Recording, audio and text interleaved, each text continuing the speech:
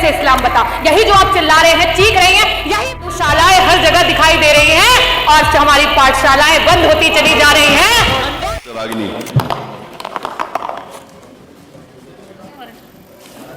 आदरणीय अध्यक्ष महोदय, मैं आपका आभार व्यक्त करना चाहूंगी कि आपने 2047 के उत्तर प्रदेश के विजन पे चर्चा करने का अवसर दिया और विपक्ष के तौर पे ये कहा गया कि हमें जो है वो सुझाव रखने हैं। अध्यक्ष जी, 9 वर्षों की जब से ये सरकार है, लगातार विपक्ष और हमारे राष्ट्रीय अध्यक्ष श्री अखिलेश यादव जी आप लोगों को सुझाव देते आए हैं, लेकिन आपने ना तो सुझाव को सुना और ना ही उस पर कोई कार्य किया। मैं अध्यक्ष जी अगर विजन के उत्तर प्रदेश के विजन की बात करूंगी तो ये जरूर कहना चाहूंगी कि प्रदेश का विजन तभी धरातल पर उतरेगा जब उसका सारा विभाग एकत्रित होकर के एक साथ काम करेगा। हमारे बेसिक शिक्षा मंत्री जी यहीं पे हैं। आज बेसिक शिक्षा का विभाग जो है वो बेसलेस विभाग हो चुका है, क्योंकि इसी सदन में कई बार बोला गया कि मंत्री जी विद्यालय जर्जर हो चुके हैं, विद्यालयों को बनवा दो। मंत्री जी ने कहा ना। मंत्री जी स्कूलों में जो है शौचालय नहीं है, बनवा दीजिए। मंत्री जी ने कहा ना। हमने कहा कि मंत्री जी बच्चों को वहां पे शुद्ध पेय जल नहीं मिल रहा, जल दिलवा दीजिए। मंत्री जी कहते हैं ना। हमने कहा कि विद्यालयों में इलेक्ट्रिसिटी नहीं है, मंत्री जी विद्युत जो है उसको वहां पे आपूर्ति करवा दीजिए। मंत्री जी कहते हैं ना। हमने कहा आज पूरे उत्तर प्रदेश में 2 लाख से भी ज्यादा बच्चे हैं जो टेट और सुपर टेट पास करके धरने पे बैठे हैं कि एक दिन बेसिक शिक्षा विभाग की वैकेंसी आएगी और उनको नौकरियां मिलेंगी। मंत्री जी वैकेंसी निकलवा दो। मंत्री जी कहते हैं ना। हमने मंत्री जी को कहा कि मंत्री जी शिक्षा में तो मर मर के काम कर रहे हैं, अरे मंत्री जी उनका मानदेय बढ़ा दो, उनका समन्वय कर दो। मंत्री जी कहते हैं ना। हमने मंत्री जी को कहा कि मंत्री जी रसोइया मात्र 2000 में काम करती हैं, हमारी रसोइयों का मानदेय बढ़ा दो। मंत्री जी कहते हैं ना। अरे समय बड़ा कम है, मैं आऊंगी। हमारे ऊर्जा मंत्री जी दिखाई नहीं दे रहे हैं। आज ऊर्जा विभाग जो है डबल बी विभाग हो गया है। डबल बी माने बी से भ्रष्टाचार और बी से भेदभाव। मंत्री जी जब जनता के बीच में जाते हैं तो कहते हैं निजीकरण मेरा अकेले का निर्णय नहीं है। मंत्री जी जब अपने अधिकारियों के बीच बैठते हैं तो कहते हैं अरे तुम लोगों ने तो विभाग की नाक कटा दी है, आज बिजली विभाग जो है वो अंधा और गूंगा हो गया है। लेकिन वही जब इस सदन में मंत्री जी बैठते हैं और हम कहते हैं कि मंत्री जी निजीकरण जो है विभाग को मत बेचो, तो मंत्री जी कहते हैं ना। मंत्री जी ट्रांसफार्मर हर रोज खराब हो रहे हैं, एक एक ट्रांसफार्मर बन करके 75 बार लग रहे हैं। मंत्री जी ट्रांसफार्मर जो है क्षमता वृद्धि करा दो। मंत्री जी कहते हैं ना। मंत्री जी को कहा जाता है कि मंत्री जी आपके विभाग में पॉलिसीज खराब हैं, आपके जो पॉलिसी बनाते हैं आपके चेयरमैन वो एक IAS ऑफिसर है, शायद उनको विभागों का ज्ञान ना हो। मंत्री जी IAS ऑफिसर हटा करके समाजवादियों ने जिस तरीके से इंजीनियर को वो पद दिया था उनको वो पद दिलवा दो। मंत्री जी कहते हैं ना। मैं यही कहना चाहूंगी कि ऊर्जा विभाग मंत्री है नहीं, बड़ी बड़ी बातें करते हैं और उन्हीं के डिस्कॉम में पश्चिमांचल में आज इतना भेदभाव है कि सिर्फ एक ही जाति का व्यक्ति, वो कहते हैं हम बनिया की दुकान नहीं चलाते, और पश्चिमांचल डिस्कॉम में सारे एक्सीएन सारे MD सिर्फ एक ही जात के भरे गए हैं और मंत्री जी कहते हैं ना।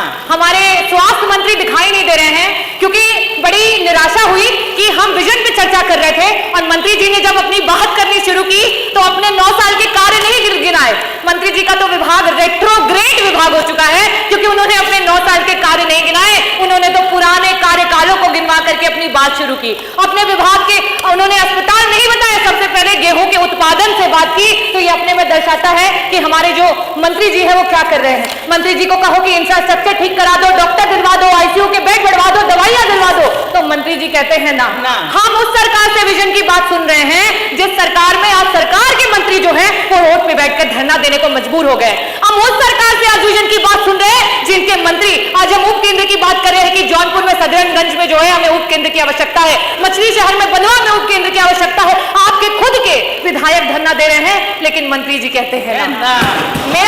मैं शुभकामनाएं देना चाहूंगी हमारे माननीय आबकारी मंत्री जी हैं कि आज मधुशालाएं हर जगह दिखाई दे रही हैं और हमारी पाठशालाएं बंद होती चली जा रही हैं। वाह सरकार वाह। मैं धन्यवाद करना चाहूंगी अध्यक्ष जी आपको। हमारे संसदीय मंत्री जी इस समय नहीं है, आज बहुत ऊंची बात कर गए मंत्री जी, बहुत बड़ी बात कर गए। उन्होंने कहा कि जापान में 50% से भी ज्यादा बुद्धिज्म को फॉलो किया जाता है, बौद्धिस्ट है, लेकिन उनके बच्चों को क्या सिखाया जाता है?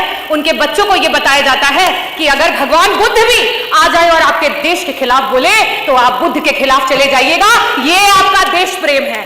हमारा देश 80% हिंदुओं का है, 2011 के सेंसस से बता रही हूं, लेकिन उसके बाद भी अपना देश का हिंदू जो है वो खतरे में है। आप किसी मंचों से ये बात कह दें या हमें कहने को बोल दें कि हम अपने बच्चों को ये सिखा सके कि अगर श्री राम भी आ जाए और आपके देश के खिलाफ बोले तो आप उनको भी नकार देना, क्योंकि आपके लिए सबसे पहले आपका देश है और उसके बाद धर्म है।